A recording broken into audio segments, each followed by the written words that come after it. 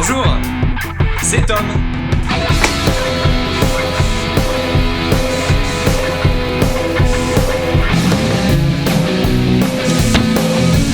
Bon bah, après les vacances, le retour à Paris, à la vie en société, à la pollution.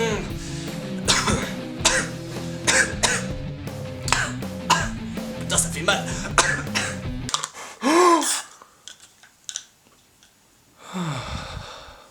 Oui, aujourd'hui, j'ai envie de vous parler des mecs malades. Alors, vous devez vous demander, pourquoi les mecs malades? Bah c'est une bonne question. C'est une très bonne question, c'est bien ça, il faut se poser des questions dans la vie. C'est pas vrai ça, hein, d'être curieux comme ça, moi ça m'énerve. Vous avez déjà dû le remarquer, mais quand un mec est malade, c'est pas seulement son corps qui est infecté par la maladie. Non. C'est son cerveau aussi. Par exemple, vous les filles, généralement quand vous êtes malade, bon, vous relativisez. Un Doliprane par-ci, un Advil par-là, un Efferalgan ici. Vous en faites pas tout un plat. Nous, quand on est malade, tout notre mode de vie change. Notre façon de penser change. On entre dans une grande dépression.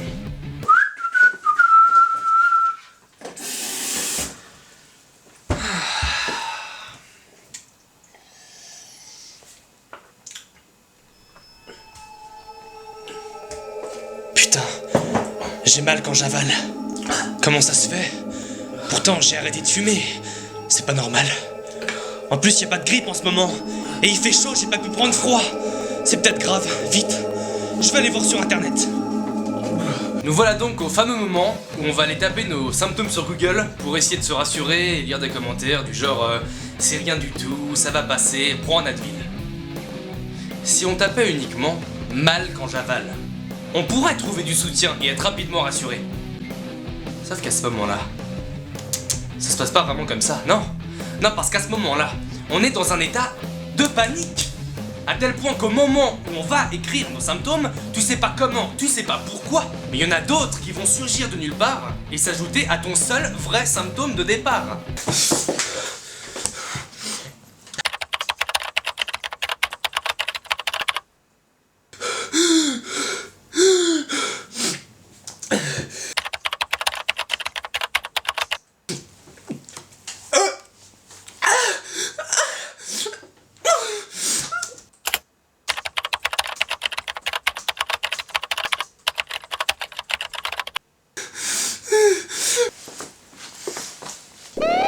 Oh putain!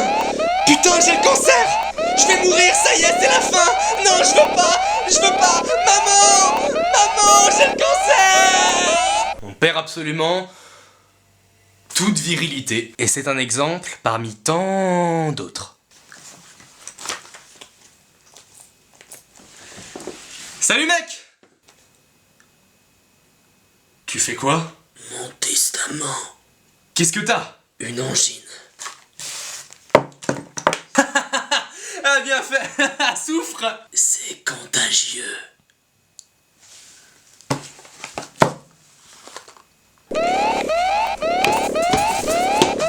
On ne peut plus compter sur personne! On se retrouve seul et incompris!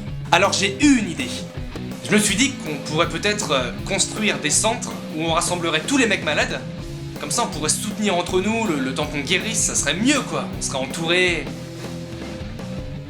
En prenant du recul, je me dis que ça serait pas forcément très gai en fait. Qu'est-ce que t'as exactement?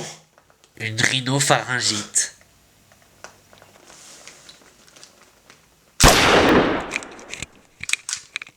L'hostilité, la violence, la peur, et tout ça, pour une petite maladie virale de rien du tout. J'ai jamais compris pourquoi on se transformait en cas social quand on était malade. Quelqu'un a une idée? Bah moi non plus. La rousse? Si t'es un mec et que t'as entre 0 et 100 ans, tu peux venir te plaindre en rejoignant ma page Facebook.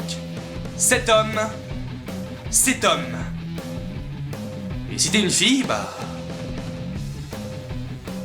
tu peux venir te foutre de notre gueule. En tout cas, je tenais à tous vous remercier pour votre soutien. Déjà 50 000 fans. Déjà 5 000 fans. Bon, ok, 500 fans. C'est déjà bien. Merci. Je vous aime.